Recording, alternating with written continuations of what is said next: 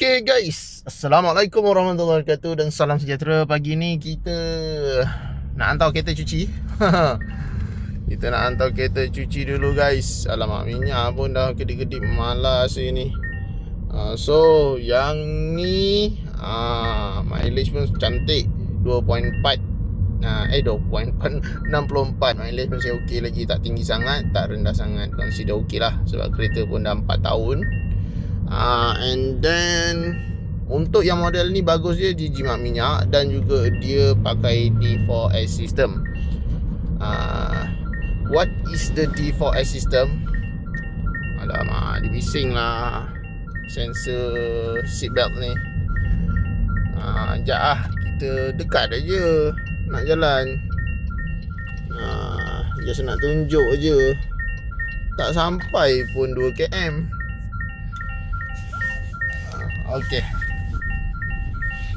sistem D4S system ni, sistem D4S system ni dia mempunyai dual injector, yakni MPI dan GDI, yang mana dia boleh bekerjasama. Sekali untuk power, dia boleh keluarkan 2 injector, maknanya 1 piston 2 injector terhasil.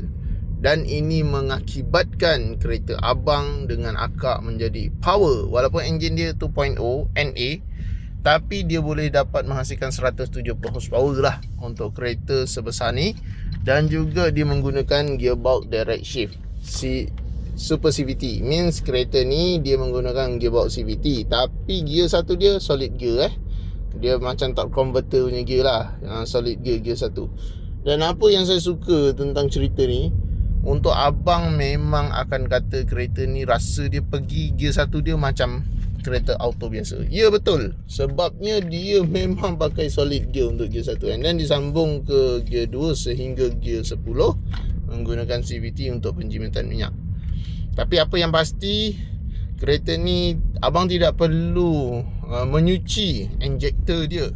Sebab kan biasa kita akan dengar GDI ni akan tersumbat dengan karbon dekat injektor dia, sebab dia menembak ataupun menyuntik bahan api daripada pot pembakaran head direct.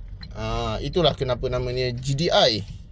Tapi apa yang kita nak ceritakan lagi, untuk model ni sebenarnya abang kalau beli, memang abang akan rasa penjimatan minyak dan juga power. Itu yang abang boleh dapat untuk kereta yang seperti ini. So sampai sini saja hari ini. Kita akan cerita lagi untuk kereta yang lain, video yang lain. Tapi yang paling penting, kereta ni untuk abang yang beli kereta ni, memang saya sangat-sangat syorkan, sebabnya abang akan dapat kereta yang berteknologi terkini.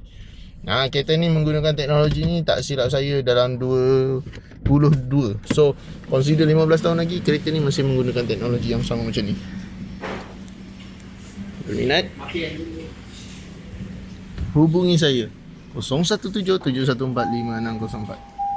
Bye bye.